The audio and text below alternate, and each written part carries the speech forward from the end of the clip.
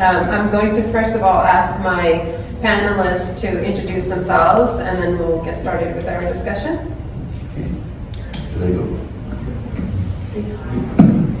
Yeah, my name is Ramaiah Muthyala. Anytime I will have two hats. One is, non-profit, one is a profit, meaning that's where I make my living. I'm the president of Indian Organization for Rare Disease, which is about 20 years old. It's more or less a mouthpiece for the rare disease patients back in India, where more than 90 million people are there, suffering from 7,000 rare diseases. And our vision is that all rare disease patients should have equal opportunities as those of the patients of the common disease. We raise the awareness, promote policies and discovery and diagnosis and many other things.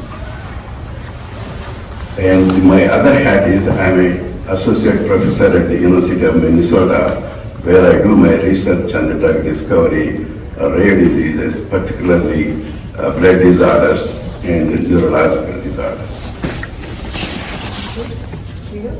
Actually, before I share the barriers, I wanted to give you some facts that probably everybody should know.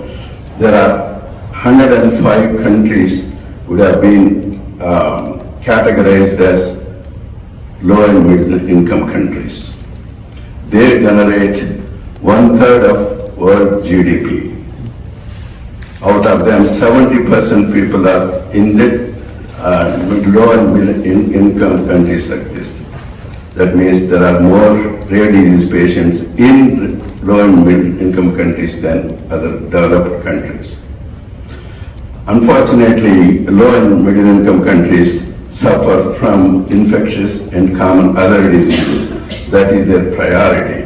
Certainly not the rare diseases, at least that I was going to tell you.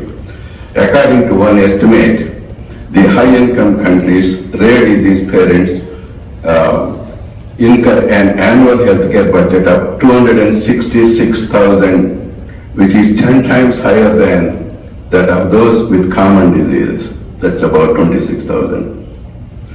Similarly, based on another estimate, the social burden of rare disease would be around $240,000 per patient per year, compared with 198% with treatment. That means about 20% more when you don't have any treatment. If you consider that as a data, in 2019, the total economic burden of rare disease just in the US is close to $1 trillion. You may have it many times. Global rare disease population 300 million. So out of them, most of them are underdeveloped countries, as I mentioned. Now, in terms of barriers, let me categorize the three types of barriers as far as I can see. Barriers at individual level, including lack of health literacy, awareness, and therapies, and advocacy capacity. Similarly, healthcare professionals may have lack of awareness, appropriate medicines, knowledge to use them effectively, and the capacity to advocate for access. Second, barriers in the systems level, including a lack of lower cost alternatives, that is generics and biosimilars, and regulatory, clinical, and infrastructure capacity to support innovative therapies and delivery of the drugs for the cause. The third category, policy barriers. They include out-of-pocket costs, regulatory processes, and the patient access pathways, including lack of reimbursement, diagnostic challenges, limited knowledge of treatment options, and the absence of infrastructure to manage administrative and monitor use. Diego, anything else you'd like to add in the country on the ground when it comes to rare diseases? Can you talk a little bit more about what India is doing towards providing sustainable access? Well, I think who are providing humanitarian drugs, we really appreciate that. Particularly those are very expensive drugs. Unfortunately, you are giving only one or two people. I ask you to give more people if you can.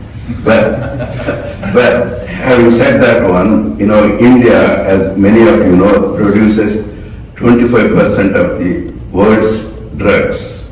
They export that many drugs, but they make zero orphan drugs. Over the years, there are, at least now I think there are more than 600 drugs have been approved by the FDA and EMA. All these APIs are manufactured in India for the last several years.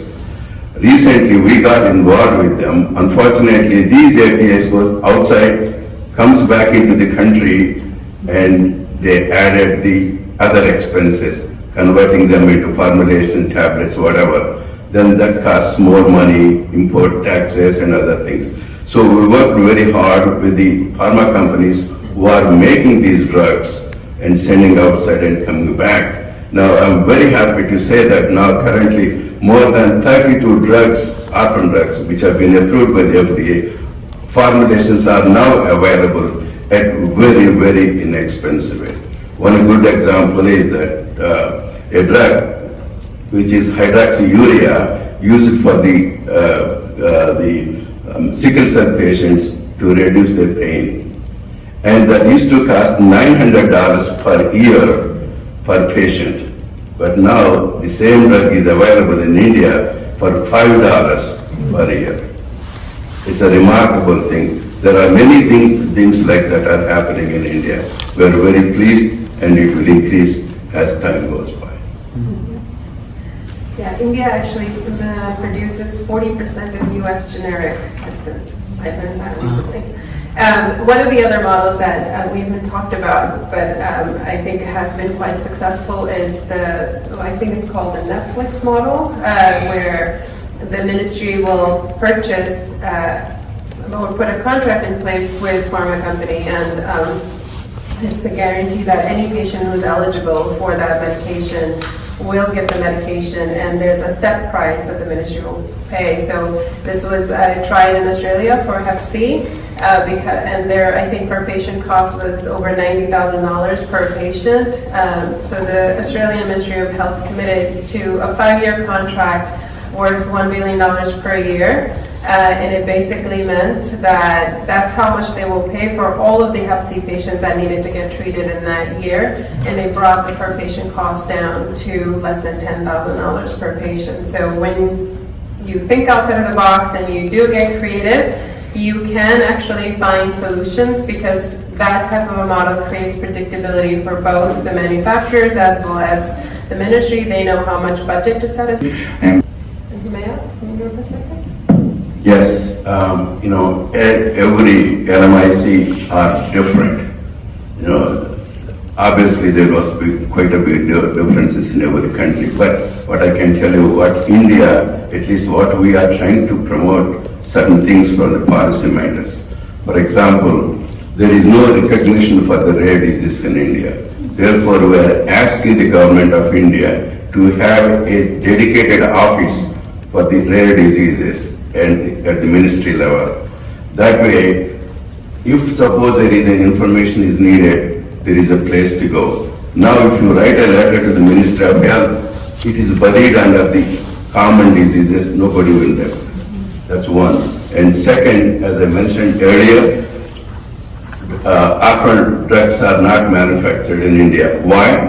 Even though they have the capability, because there are no incentives for the pharma companies to manufacture orphan drugs. Therefore, we are asking the government to provide the incentive, just like in other countries, Orphan Drug Act. We don't have that. We are asking them to do that. The other things what we are trying to do, as Harpreet said, the drugs are available, but how to distribute them?